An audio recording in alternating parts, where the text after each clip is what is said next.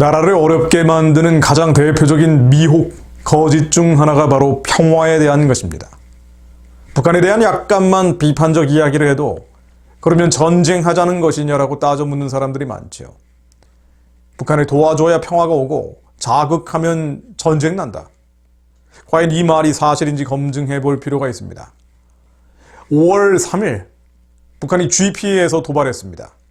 물론 우리 군은 이 GP 경계 초소에서 북한이 총알을 쏜 것에 대해 의도적 도발 가능성은 작다라고 이야기하고 있습니다. 근거는 한 세 가지인데요. 시계가 한 1km 정도였기 때문에 안개가 짙게 깔려 있어서 의도적 도발이라고 보기는 어렵다. 당시 시간대가 북한의 근무교대 이후 화기점검 시간이었기 때문에 역시 의도적인 도발이 아닌 실수였을 가능성이 있다. 세 번째로, 지형적으로 북한이 총을 날린 지역이 우리보다 낮기 때문에 도발을 감행할 이유가 적다. 통상적으로 도발을 하려면 위에서 아래쪽으로 쏴야 하는데 그렇지 않았다는 것이죠. 이런 설명에 얼마나 많은 국민들이 공감할지는 모르겠습니다만은 분명한 몇 가지 팩트 정리할 필요 있습니다. 북한 내에서 군대가 김정은 이른바 최고 존엄의 허락 없이 총 한 방 쏠 수 없습니다. 하필이면 이 도발이 있었던 날이 김정은이 컴백했던 바로 그날이죠.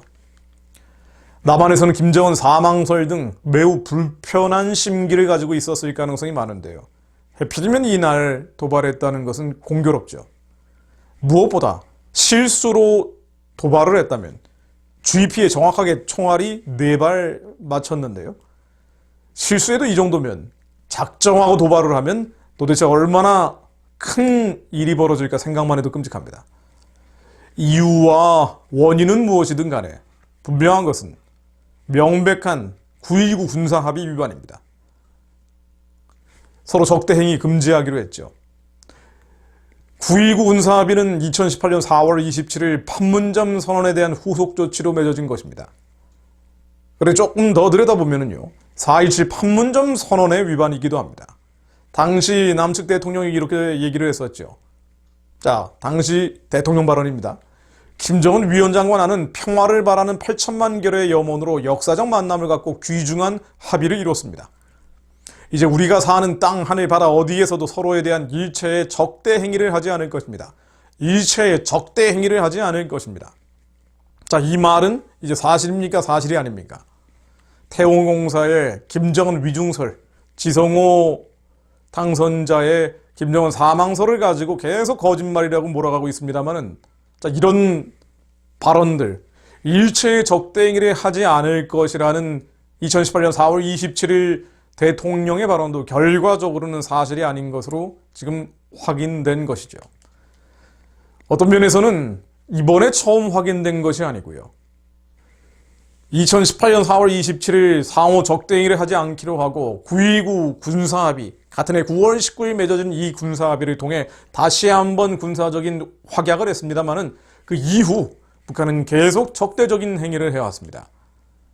제가 몇 차례 말씀드렸습니다만은 미사일 발사만 하더라도요, 19차례 날렸습니다. 동해안에 미사일 발사를 한 거죠. 2019년 5월 4일 이스칸테르급 발사를 필두로 5월 9일, 7월 25일, 7월 31일, 8월 2일, 8월 6일, 8월 10일, 8월 16일, 8월 24일, 9월 10일, 10월 2일, 10월 31일, 11월 23일, 11월 28일, 2020년 들어서서도 3월 2일, 3월 9일, 3월 21일, 3월 29일, 4월 14일, 태양절 바로 전날 끝없이 도발했죠. 자, 이런 것들은 적대행위가 아닙니까? 핵무기와 미사일 개량을 하고 있는 것은 당연히 한국에 대한 적대행위임에도 불구하고 우리는 적대행위가 아니다라고 변호해주고 있는 것이고요. GP에 총알이 4발이 박혀도 이것은 의도적이 아니다라고 설명하고 있는 것입니다. 한반도의 가장 큰 미신, 제가 미신이라는 표현을 썼습니다만은 북한을 비판하면 전쟁 난다. 북한을 도와줘야 평화가 온다는 말입니다. 자, 사실관계로 한번 들어가 보죠. 남북 군사정전위원회라는 것이 있습니다. 6.25 사변을 잠시 중단하는 정전협정을 맺고 군사정전위원회가 남측과 북측에 설치되어 있었는데요. 1994년 4월 북한이 북측 군사정전위원회를 일방적으로 해체했습니다.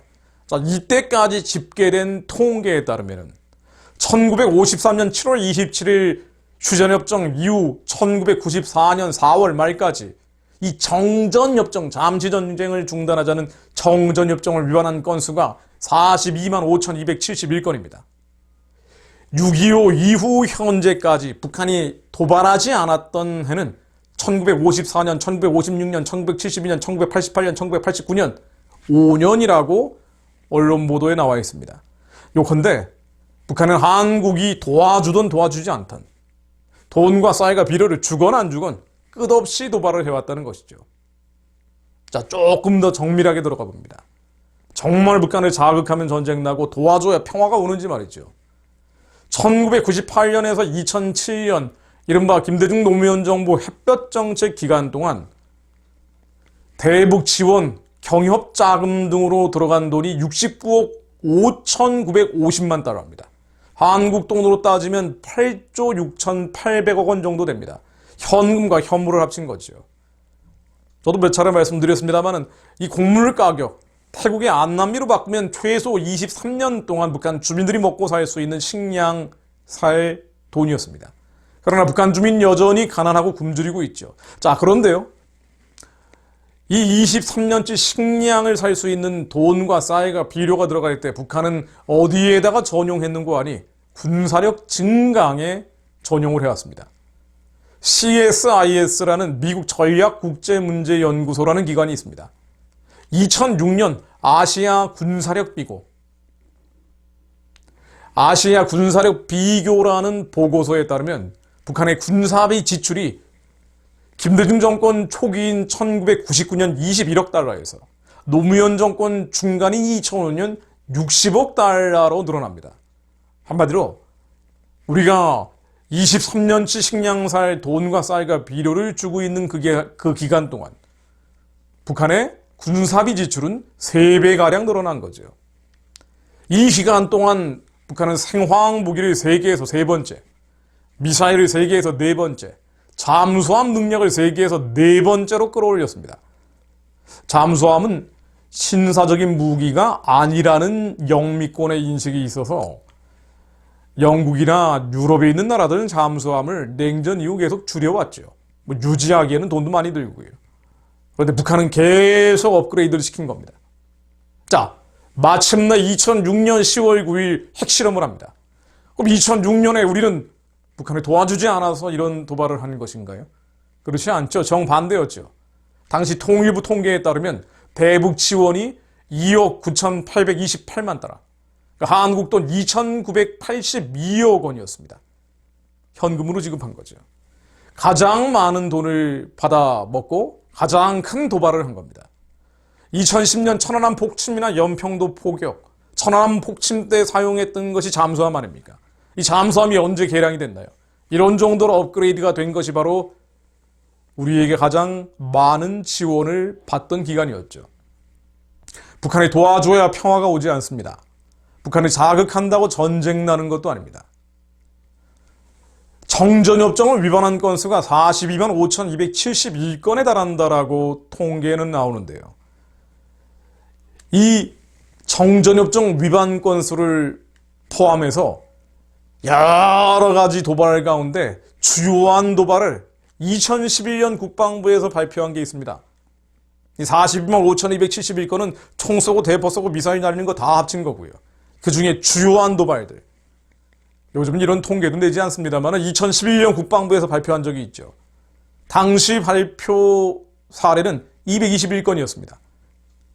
이 221건의 주요한 도발 가운데 6.25 사변이 있었던 이승만 정권과 18년 장기 집권했던 박정희 정권 기간을 빼고 1980년 전두환 정권 이후에 역대 정권 중 북한 도발 횟수를 비교하면 과연 북한을 도와줘야 평화가 오는지 그 주장을 하는 사람들도 고개가 갸우뚱할 수밖에 없을 것 같습니다. 북한 도발이 가장 많았던 시기는 언젠고 아니에요.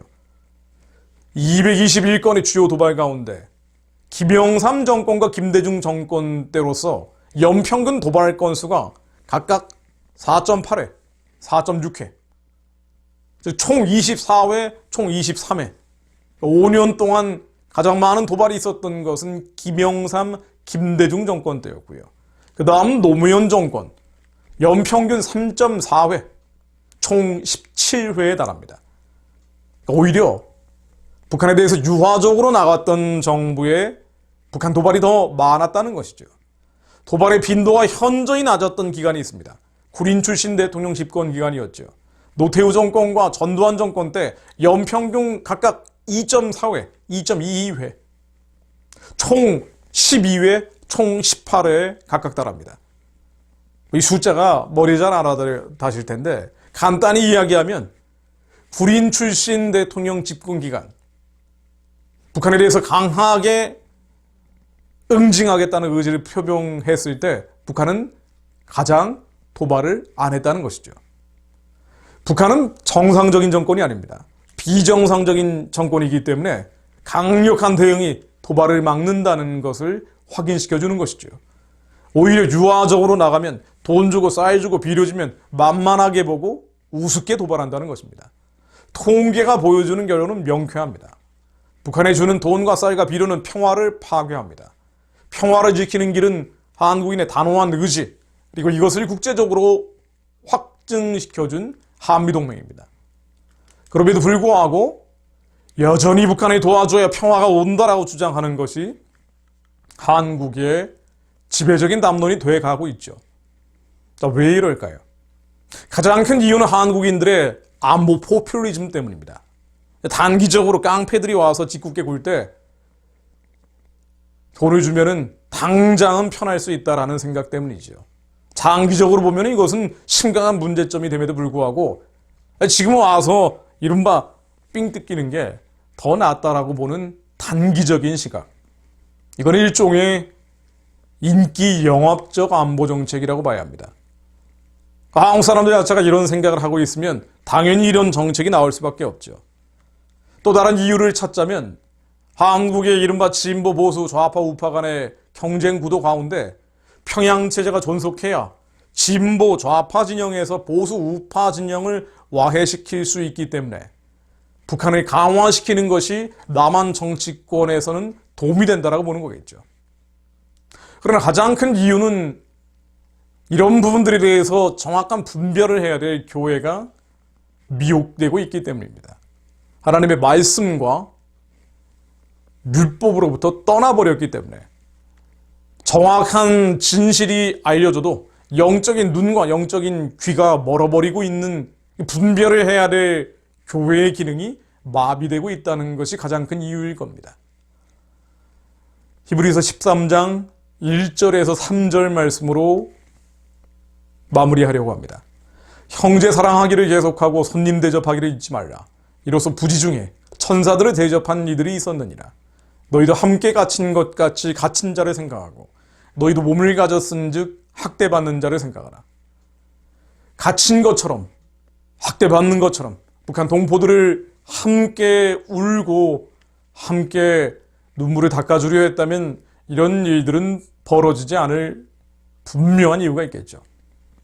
한국교회 회복이 한반도 평화를 가져올 수 있는 유일한 길임을 다시 한번 확인시켜주는 사건입니다.